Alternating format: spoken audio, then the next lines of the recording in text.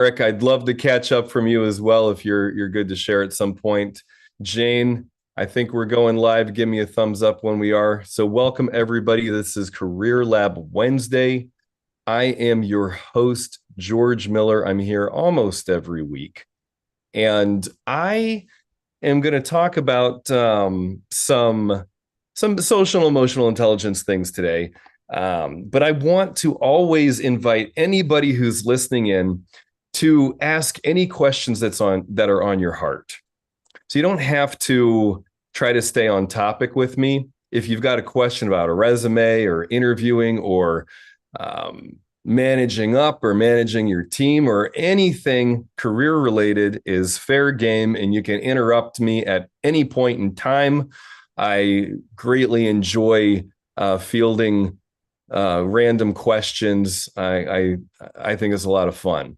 So there's a few ways you can engage. Of course, I love it when you jump in directly here on Zoom.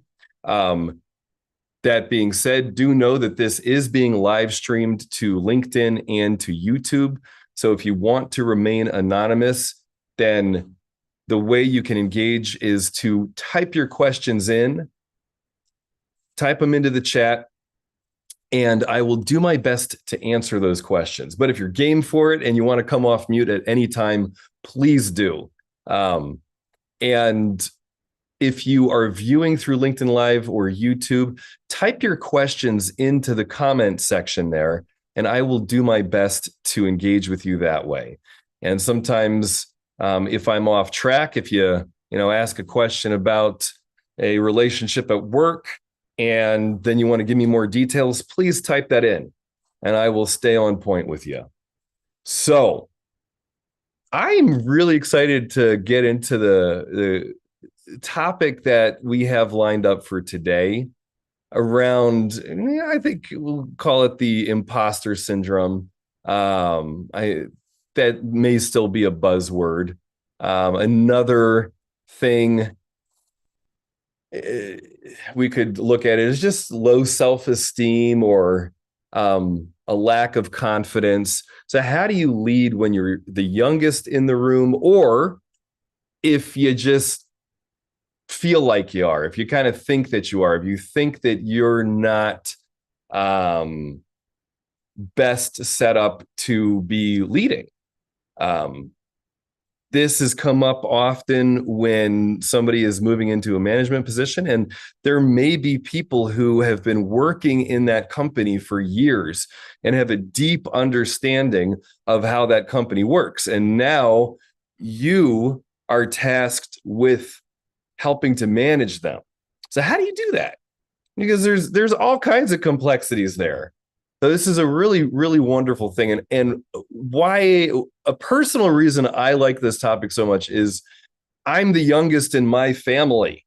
So I grew up experiencing this. I grew up overcompensating in all kinds of ways, trying to act older, and then also learning how to take advantage of not having as much expected of me in ways that really sucked, actually. But it seemed good at the time. So this is something I am quite familiar with. And so I want to talk about this. And the main thing for you is to apply this to your life. Where are the spots? Maybe you're interviewing right now, and as you go into that interview, you are feeling afraid, because you don't have the job yet. So of course you're going to be experiencing that anxiety. But how do you be present with that anxiety and the reality of the situation while still communicating effectively? And people often will say to me, George, I want more confidence. Thing with confidence is it's kind of besides the point sometimes. Is you get confident when you already have the thing that you want. So you're confident when you get the job. You're confident when your team succeeds at what they're tasked with. And sometimes being overly confident is dangerous. I so love this in Chris Voss's work. He's the hostage negotiator who wrote a book called Never Split the Difference.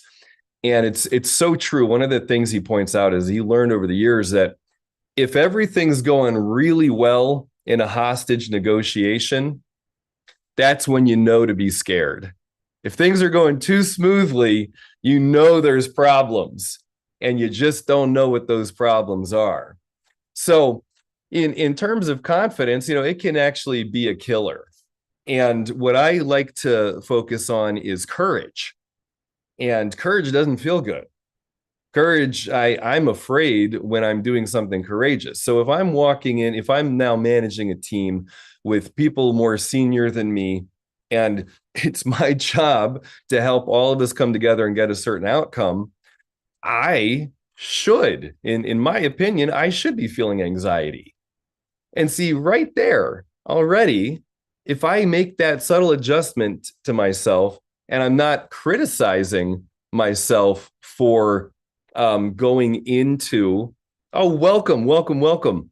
If I'm not criticizing myself now and putting myself down for feeling anxiety, I can start to use that anxiety to make deeper connections. I can start to use that anxiety and consider what the people who I'm talking to are feeling anxious about. And it can be a point of connection and collaboration as opposed to something wrong with me. Okay? So that's the reframe that I want us to be considering as we are looking at how do we lead when you're the youngest in the room or when you've got less experience in the room. So what are some ways that you can ground yourself and be effective in your communications? And as people are joining in, I want to say again for everybody that I welcome you to ask any question at any point in time. You're welcome to come off mute and ask a question. Or if you want to remain anonymous, type your question into the chat. And your question, don't try to make it have to do with this topic. If anything I'm saying kind of sparks interest to you and you just have a question come up, let me know. Dina, I see you're on. What question's coming up for you? Well, I'm thinking like you walk into the room and to start building that rapport, maybe asking the group questions and kind of getting a feel for them that you can use to go with. Yes, absolutely. Because you're using that anxiety, and instead of pretending like you know everything, you're actually using it to connect to the people and saying, like, I don't know. I'm going to ask questions. Help me understand what's going on. And so right there, what you were considering was a mark against you is actually an asset. So where are you seeing this, Dina, that you could apply for yourself? Oh, I just think of boardrooms, walking into boardrooms and knowing that, the company flew out, your senior management that's coming from like Austria, where you have cultural differences that you're not really sure how to navigate. And yeah, it's that's very anxiety filled and makes you nervous. And when I get nervous, my brain sometimes leaves me. So so yeah, so it's like coming back down to earth. I need to kind of land and regroup. So anyway, I think just by starting conversations, I think would be just to kind of Okay, hear. can you that I so know what you mean. Yeah. How the brain kind of leaves you. One example I had of this was when I met an idol of mine. I met the guy Exactly. who produced half of Bob Dylan's records and half of it was on many U2 albums. And I was like, I can't believe it. So I basically spent an hour and a half continuing to like get myself back in my body just so I Yeah. could keep the conversation going. Yeah. Exactly. But how do you where do you anticipate this happening next for you, where you kind of lose yourself? Well, definitely, I'm in the interviewing process. Okay. So I get nervous when I have to interview with like the vice presidents. Hmm. That gets real nerve-wracking. So in order to kind of help my stress and my anxiety, I dig and research on these people to make them human. Yes. Yes, yes, yes. Okay, so great. So I want to underline that for everybody who's listening in. That's a really healthy way to use fear, is to pay attention to that. That's something that, as a youngest child, I've had to learn how to do, because so often, if I felt afraid, I just avoided it. I wouldn't do the research because it was uncomfortable, because it brought up that sense of fear in my body. I was like, oh, and then it was like, oh, somebody else will, kind of work this out for me, and that was a a serious block. And so actually learning, for me, learning how to pay attention to that fear early on and say, okay, I'm going to address this. I'm going to prepare. I'm a performer and a public speaker, and the amount of preparation that I do before an event is a lot, because I'm going to make sure that if something goes haywire, if like a light falls from the ceiling or something, that I would be able to flex and flow with it. So what you're saying is spot on. Now, keep going. What else will so now you're going into the interview with the VP. You've done the research, you've made them human, Yeah. and and what are you feeling while you're in there? I feel less anxious Okay. because like I've seen, like a lot of the times too, what I really like is seeing that there's some similarities in my background, in my history with theirs. And then if there's like a company that we both worked at it, maybe not at the same time, I feel like, oh, we have some commonality too.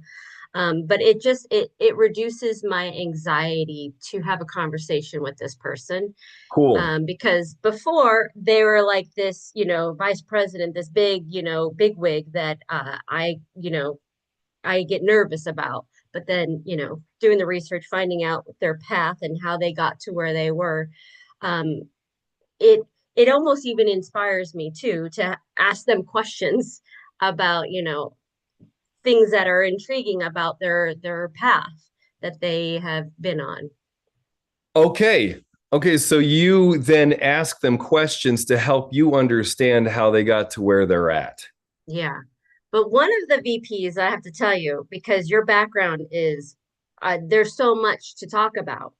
And one of these people, that, when your background is not blurred like mine, he had like a saxophone hanging. He had all this stuff hanging. And it was like, oh my God, you also play the saxophone when you're doing all of this other stuff. So that's like another piece that I feel like can kind of distract a little bit in the beginning of like, hi, who are you? And oh, you also play the saxophone, and it's an icebreaker, Oh, okay.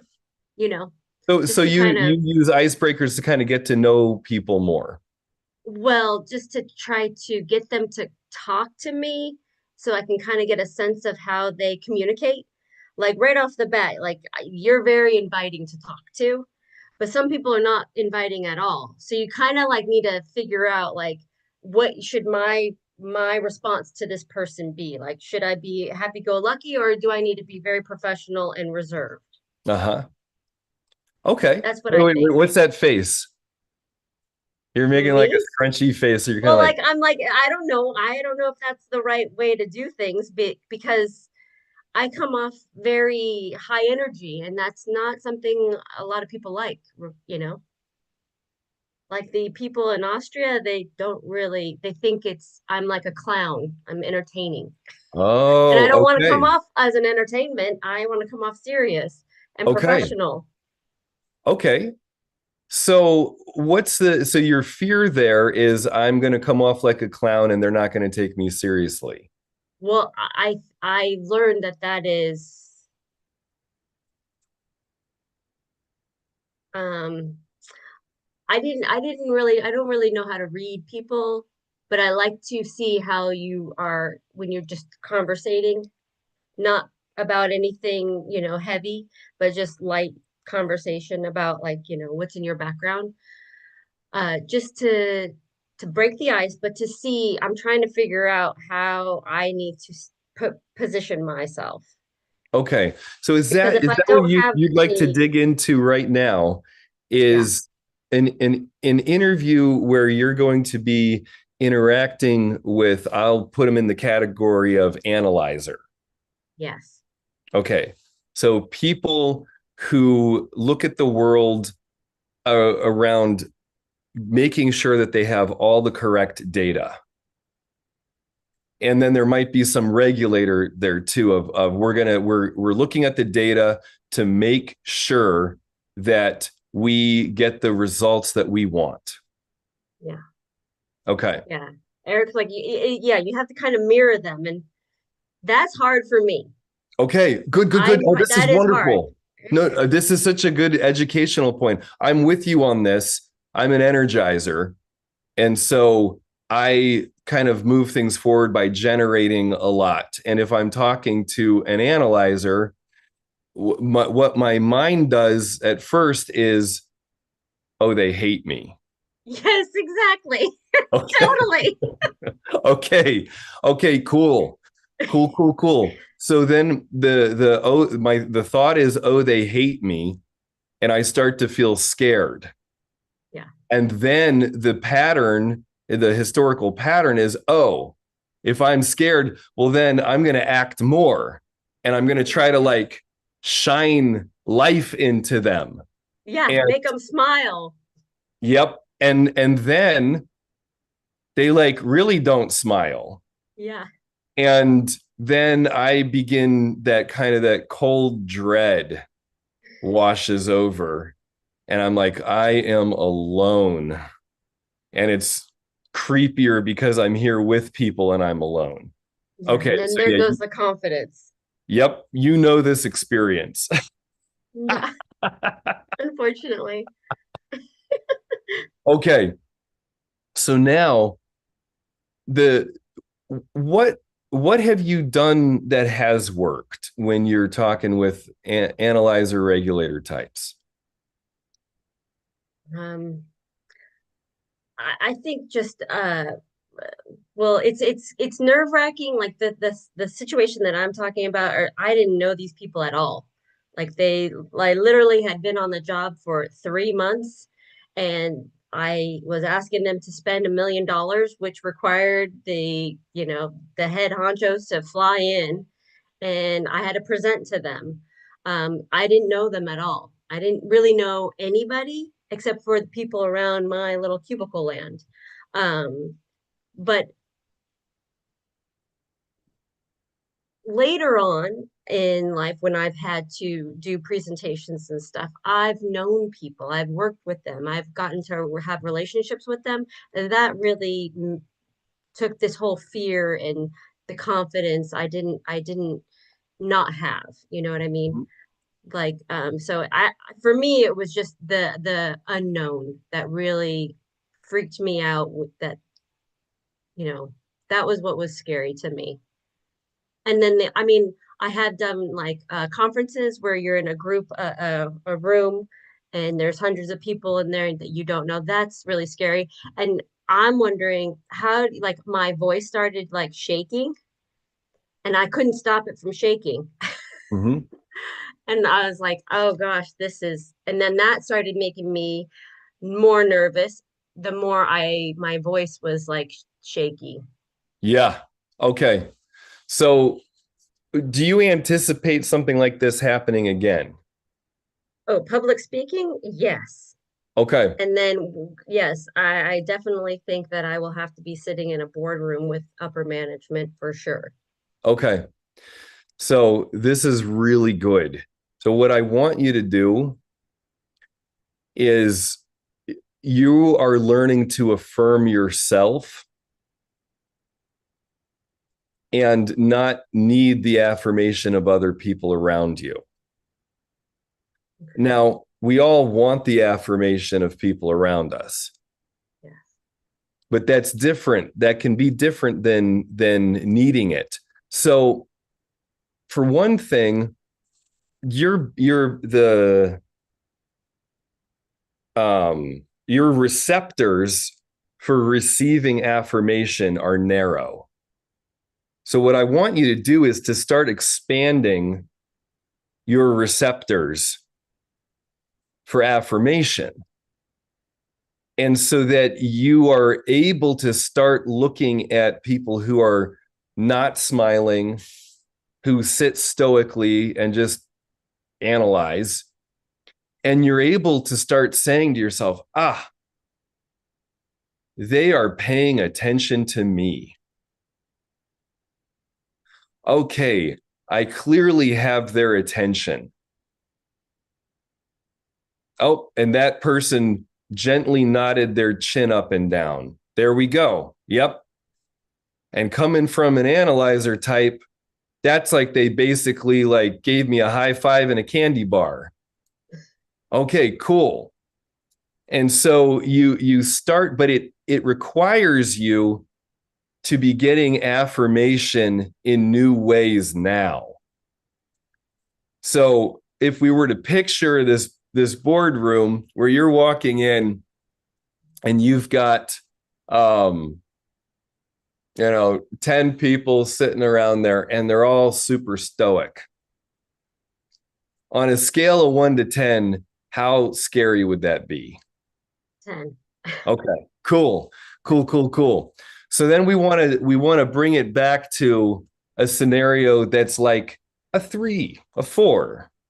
So, who's somebody in your life right now that you have a sense of like, I feel kind of scared when I'm talking to them?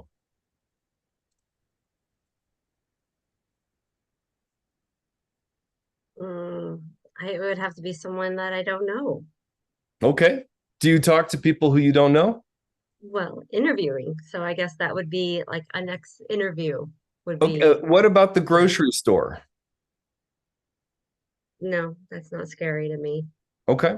Because for me, they have no impact on my life. I'm looking for something real, like, do you make eye contact with people when you're walking down the street? Yes. Okay. Cool. Unless I know them and I don't want to talk to them. Okay. Well, yeah. So then you make sure not to say hello. Yeah. So I'm looking. So if you're walking by and you see somebody and you kind of smile and say hello to them, yeah, that's not even scary at all. That's like a 0. Yeah. Okay. 0. Well, so Dina, so you know that is, for some people, that's a 3 or a 4. Really? Oh yeah. Yeah. So then when they don't say hi back, those are probably people that are scared of me. Or they're feeling anxious, right? No, there's Don't take it really personal. there's really no way to know. Okay. That's like I went down to New Orleans for 1 week and everybody says hi. Yeah. And I came back to Chicago and it was, December. I was there during Christmas. So I was like here in January and I just was saying hi to everybody and like it didn't register. I mean, people just were not, it's cold outside. No one's saying hi. Yeah. Yeah. So, okay. And yeah, we got a hell yeah. So yes, that is out of people's comfort zone. So I'm looking for something like that for you, where it's not this C-suite with Okay. Austrians. So like going up to someone and like introducing myself because I think they're attractive. That's a 12, 13, 15. That's off the Richter scale. Okay. Uncomfortable. Okay. Yeah. So I know you a little bit. Mhm. And and I think this will be useful for everybody, is that level of discomfort Mhm. is you want people to be that excited to see you. Yeah. And so it's like you're taking all of that you want for yourself and you're saying like, oh, I don't matter that much. They do. And so that might help a little bit to bring it down some. What you're talking about here is why movie stars all live together and hang out with each other, because it would be incredibly painful to have 1,000 people looking at you and not really seeing you. And so it's like you can't have a conversation with your fans because they don't see you as a person. Yeah, yeah, they see for your movies you've been in. So there's a profound amount of hurt when you think about walking up to somebody that you're attracted to and introducing yourself. Mhm. There's a lot of hurt like right underneath that, because it's like, Well, oh, yeah, nobody wants to be rejected.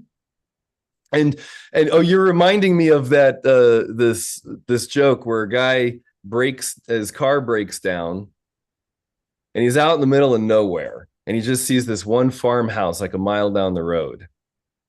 So he's like walking because he needs to get a jack. He's like, I can't believe I didn't have a jack. Like, oh my gosh. Like, and he's sweating and he's like getting closer to the house.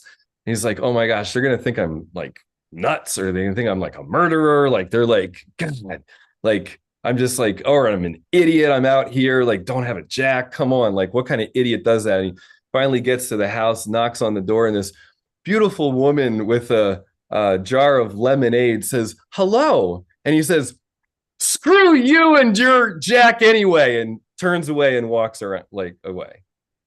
Because what do you make of that? What an idiot. But do you relate? No, Okay. no, why wouldn't he ask her if he has a jack? If she has a jack just because she's beautiful and has lemonade? I don't get it. Yes, he's already rejected himself. Okay. Because he He assumes has she doesn't have a jack? it doesn't even matter. He's so hijacked.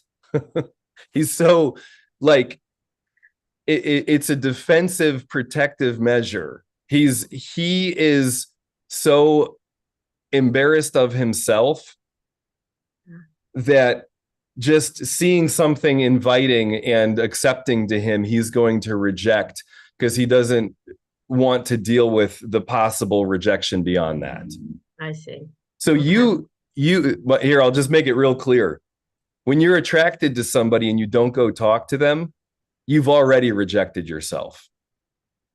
Oh, You are like the guy who walks up to the house I and never makes looked a at it that whole way. story Yeah. about how you're not good enough. Now, I just want to see, we've talked about a bunch of things. How does this apply to you in an interview? Well, don't go in thinking that they aren't going to like me and that they're not going to want to hire me.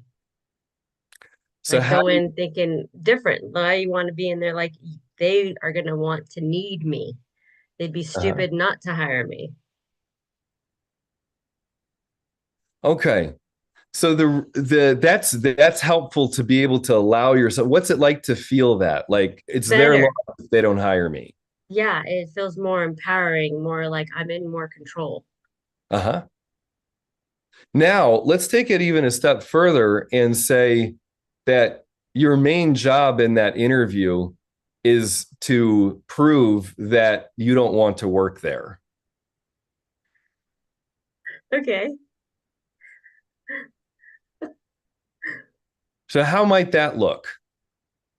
Interesting. Now, if we were to take it back to this like guy with a broken down car and the lemonade thing. Yeah. So what if he were to have said to himself, you know what? I feel really afraid. I'm kind of embarrassed I don't have this. But you know what? I don't even know who's in that house. Do they have a jack that would actually even help? Right. Are they going to even be able to help me with this at all? You know what? I guess I'm gonna find out. And we'll see. It's probably a crapshoot, but I'm gonna go investigate. And that's how you're supposed to do interviews. You're supposed to be interviewing them to see if you even want to work there. Uh-huh. That's what you're supposed to go into these things, right? So now how do you do that?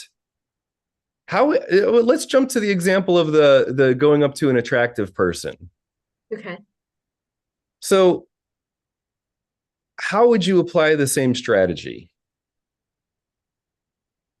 I guess just being like, well, there must be some commonality because you're at the same place. So yeah, obviously have common there, right? Um, but I guess you would have to go up to him and ask him a question. Mm-hmm. So what would you ask them? What brings you here? Or what, yeah, what brings you here? Yeah, and you don't know what they're going to say. If they said Yeah, something like, "Oh, I came here because I thought this would be a great place to find a bunch of people to take advantage of and rub into the dirt," and you're like, "Oh, okay, thank you. yeah, Now I know, and I'm not yeah, going to talk to you more. Okay, got it." yeah, yeah, Yeah.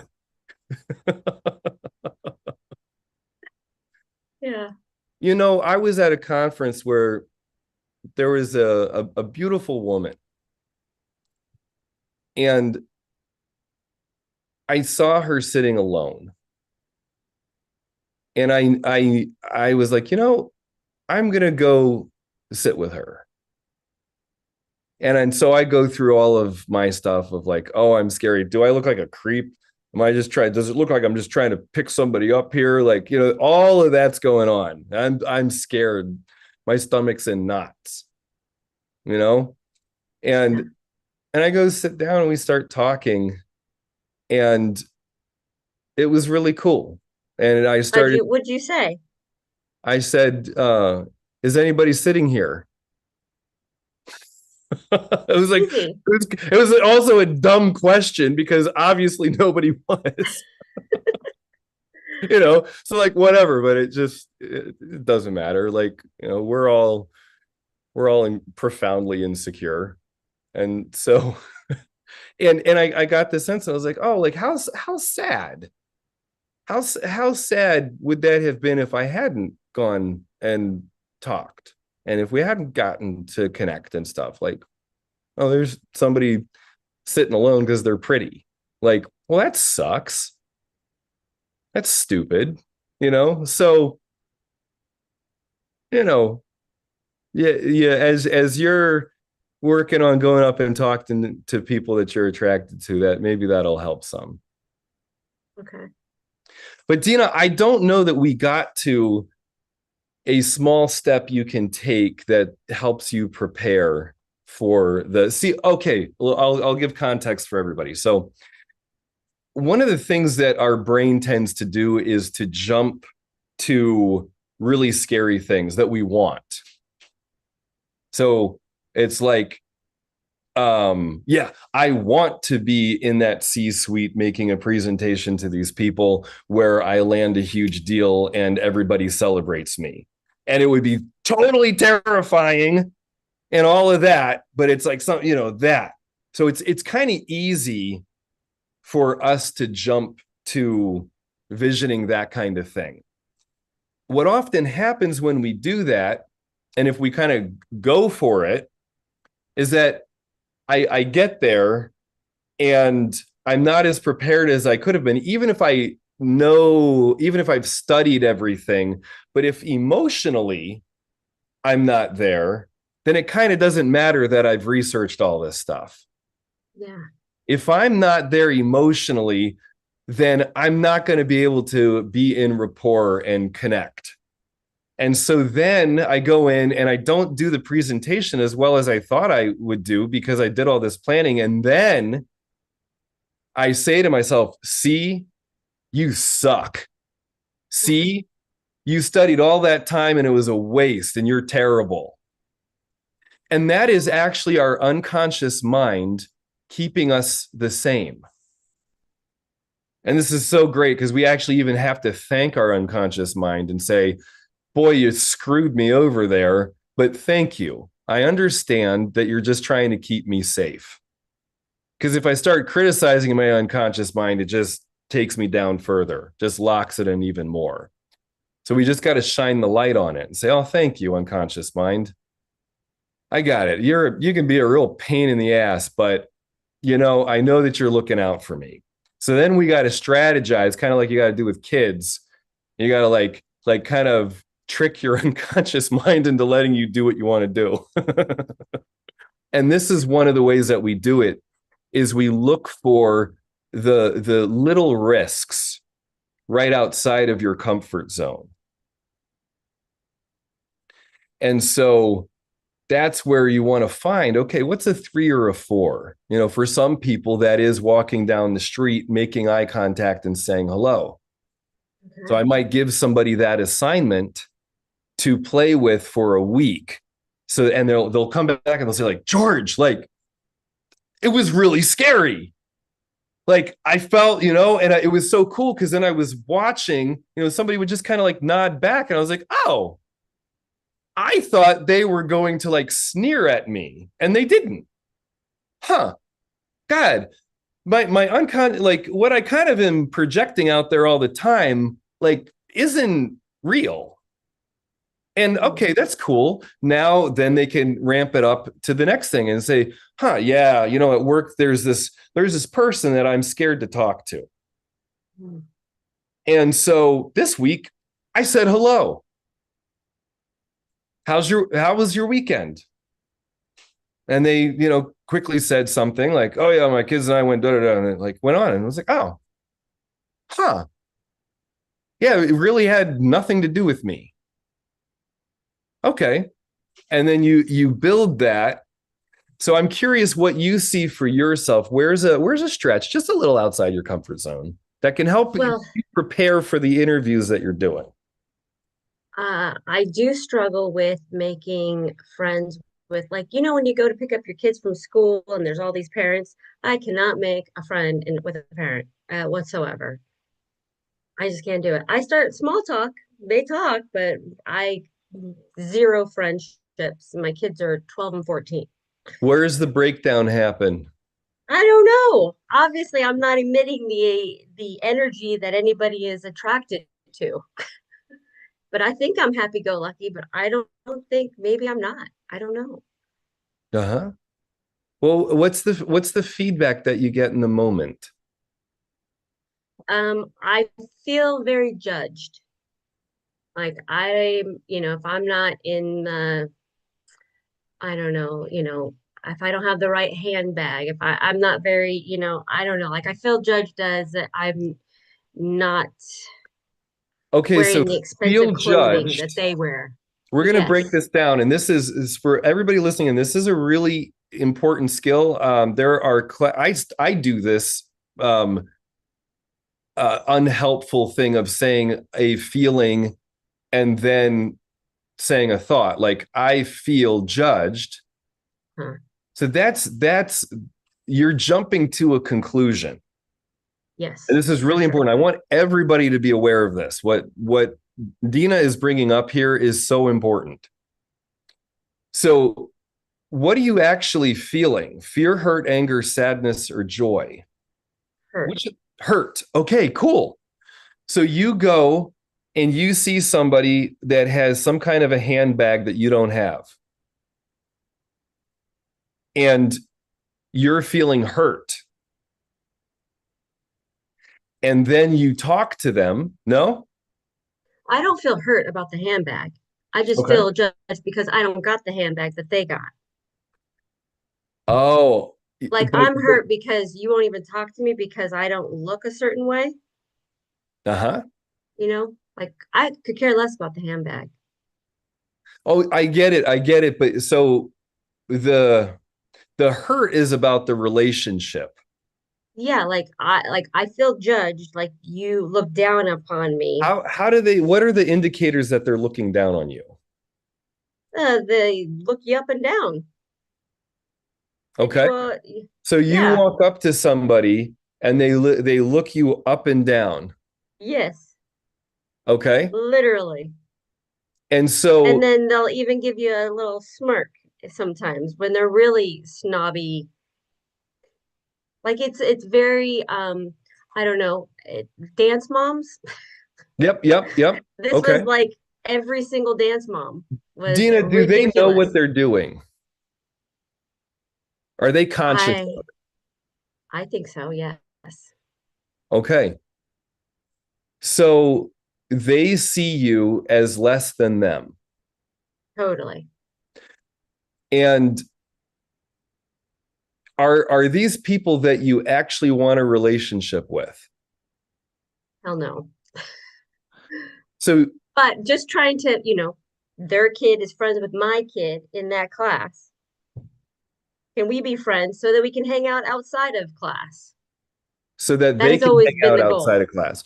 Yeah. So here's what you're going to have to do. This is intense spiritual development. Okay. Is you're going to have to look at how you put them down. You do the same thing. They go to superiority and you do it in your own way. You do it like an underdog.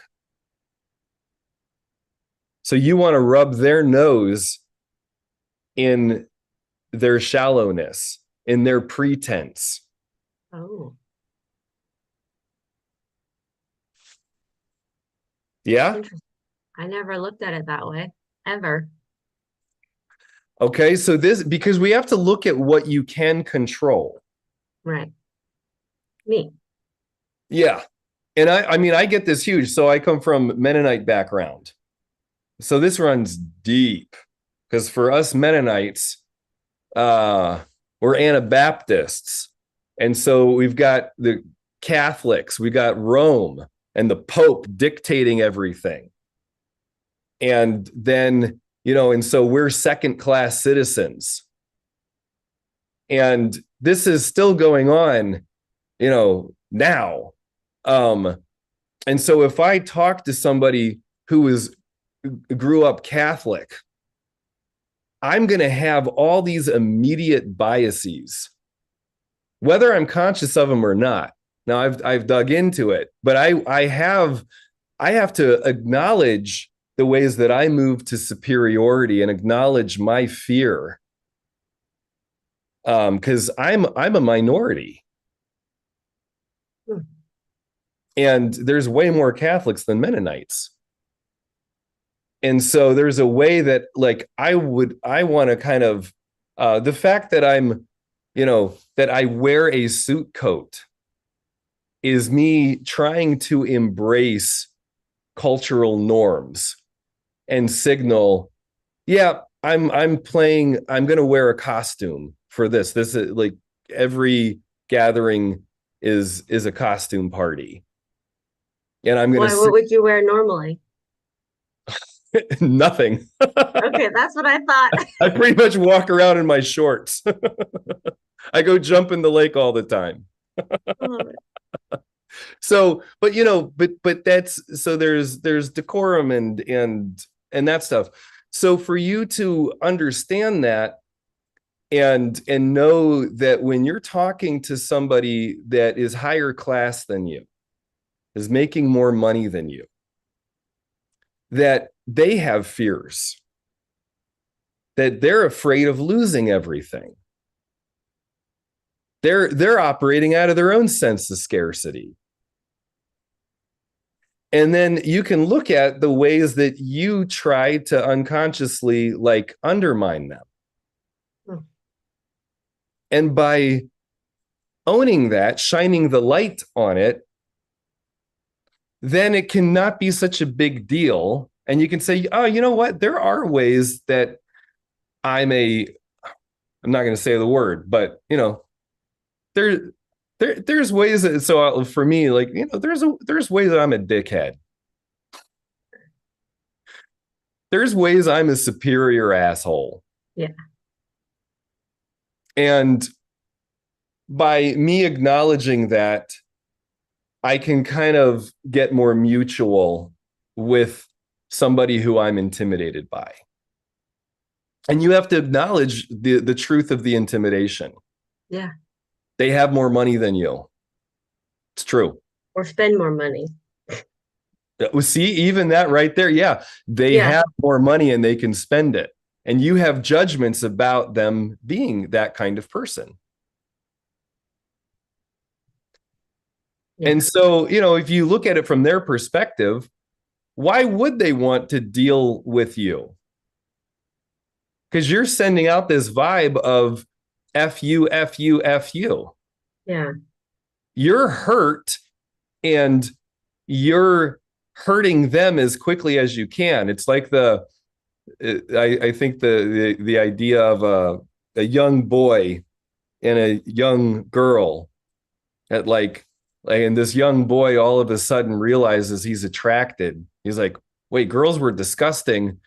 And now, like, I don't know what's happening, but it hurts. I want, and it hurts. So I punch her. We all kind of do that unconsciously in a variety of ways. Mhm.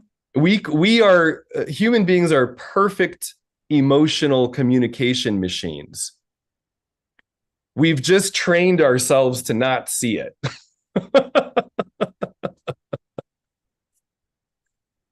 And so, yeah, this is great. So now with the women at school, what you're going to do is just notice. Okay. Just start noticing the ways you want to hurt them. Just be Yeah, aware because of it it. probably is all over my face. And so they're immediately disengaged, don't want to talk to me. So Yeah. then there's the judgment that I see from them. Yes. And are you now seeing how you are the man with the car broken down by the side of the Totally, road? Yeah. totally, Yeah. totally. Yes. Yes. Oh, nice going, Dina. Yeah. Oh, this is so good. So I want to do a recap for everybody who's been listening in. And I'm going to give myself the other task of I'm going to try to tie it to today's topic. Oh, I love this game. So we're talking about confidence without overcompensating. And so what you're experiencing, Dina, what you're realizing is that you have that there's people around you with more wealth, and you would try to overcompensate in a variety of ways. With even just internally, there's judgments and things, and so then you see that they're picking up on that, and then the connection is not really happening. And so the reality is that you weren't intending to make friendships. You were actually intending to soothe yourself and make yourself feel better about your lot in life. And you were not really doing it effectively. And so that's, if we're going to tie it to how do you go into a room where you're the youngest person or you've got less seniority, but now you're kind of managing people. If you go in and you're going into a spot where there's people who have worked there for 10 plus years and now you have to go in and manage them. And if you go in trying to throw your weight around and acting out of that insecurity and trying to prove to them that you are one up or whatever, this is not going to work. They're going to see you as insecure and insignificant and confirm the limiting belief of I don't matter or I am insignificant. And so we first want what Dina, what you're bringing up here that's so good is that it's actually shining the light on what's so. So looking at my inferiority and acknowledging it, and then acknowledging the ways that I go to being a superior prick, and just claiming that and saying, oh yeah, I do that too. And once I acknowledge it, then I can give myself a little more wiggle room, and I may not do it, and I may be able to kind of step back and have some more curiosity. So if you're going in now, here's just some tactical things. If you're the youngest in the room or the new hire or whatever, and you're going in to manage, just get to know everybody. Just get to know people. spend the first 6 months and in the first month, if you're not able to set up lunch meetings and coffee dates and that kind of thing, if it's remote, then in any meeting, just say, hey, can we take a couple minutes? I just want to get to know you a little more. And just do that work. Just get to know. And the cool story, Eric, you've heard me say this story a million times, but when remote work projects first started happening, the internet was a new thing in the 90s. And they said, oh, we don't have to fly everybody around. We can just do this basically by email. I don't even know if it was email back then, but whatever. So they picked the best people for some of these projects and they launched it, and it failed, fell flat on its face right away. 12 years of research later, with Daniel Goleman, the guy who coined the term emotional intelligence, what they found was that we make decisions based off of emotions. If I don't know who I'm talking to, if I don't have an emotional internal map of the other person, I am basically unable to make decisions. So I get an email from somebody and I don't know who the email is coming from, even though I know the answer to this, even though I know how to do this. I've done it 1,000 times. When I don't know the person behind it, my body's response is is freeze most of the time, or maybe fawn, or but one of the things that is not going to work in that. So what they did was when they found that the most effective thing to do was to fly everybody to Iceland for a weekend and bring their families if possible, and make sure nobody talked about work. Just have everybody get to know each other. And then this global project would go work for 2 years. Because like, oh, Jose just sent me that email. I know Jose. I know, oh, and our brains are amazing. We store so much information and have such quick recall. So it really makes sense to get to know people as much as you can. And so if you're starting somewhere, you want to move into your authority without pretending and trying to compensate and all that, you just start with the most basic of things, of getting to know people. And that will go a long way. And so, and for you, Dean, as you're making friends, like, how are you going to apply this there of just really getting to know people?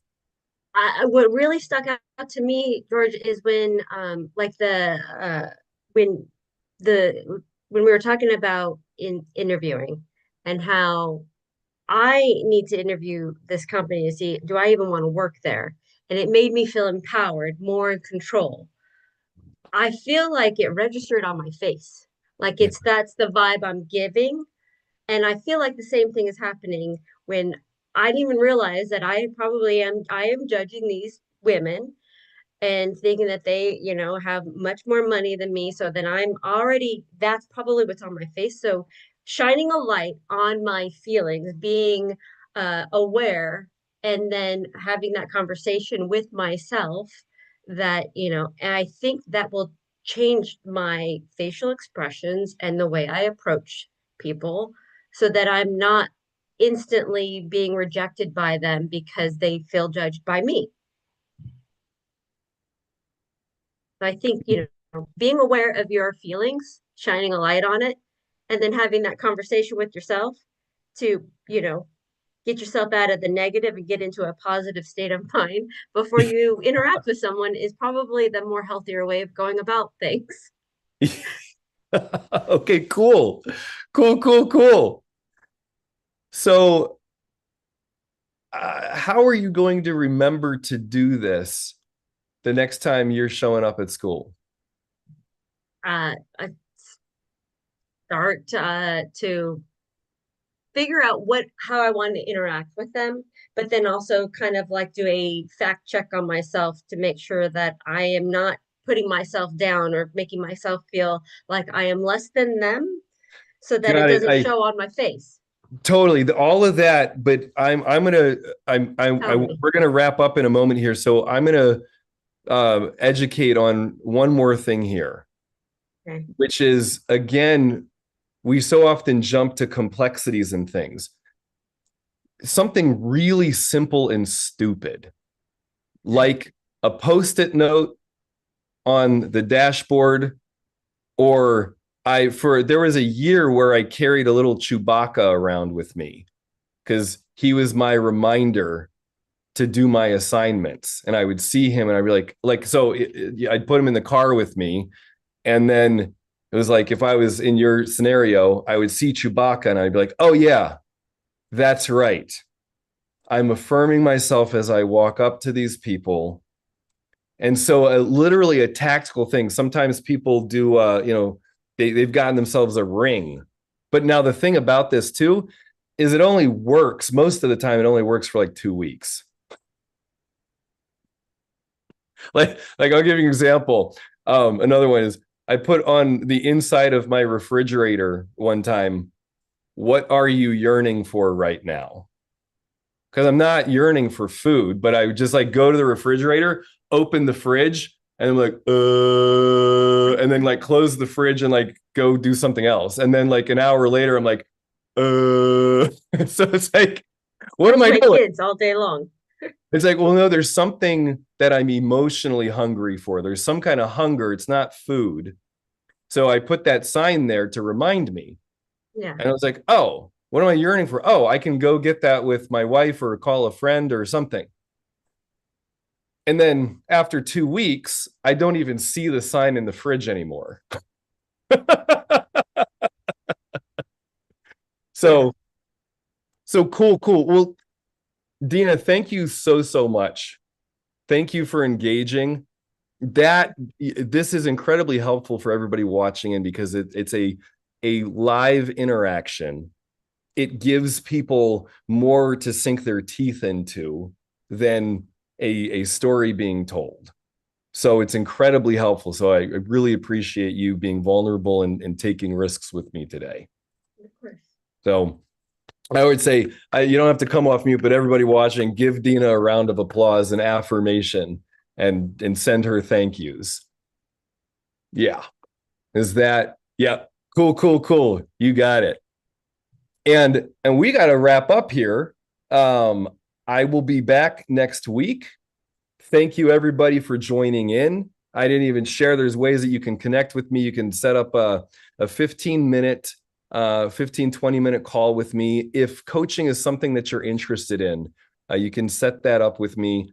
And you can always check out my YouTube channel. I've got videos on there about emotional intelligence as well as other things. My YouTube channel is not loved by algorithms because I post too many random things on there, but so be it. But you will find things that are helpful with emotional intelligence there. All right, everybody. I will be back next week. Again, thank you, Dina.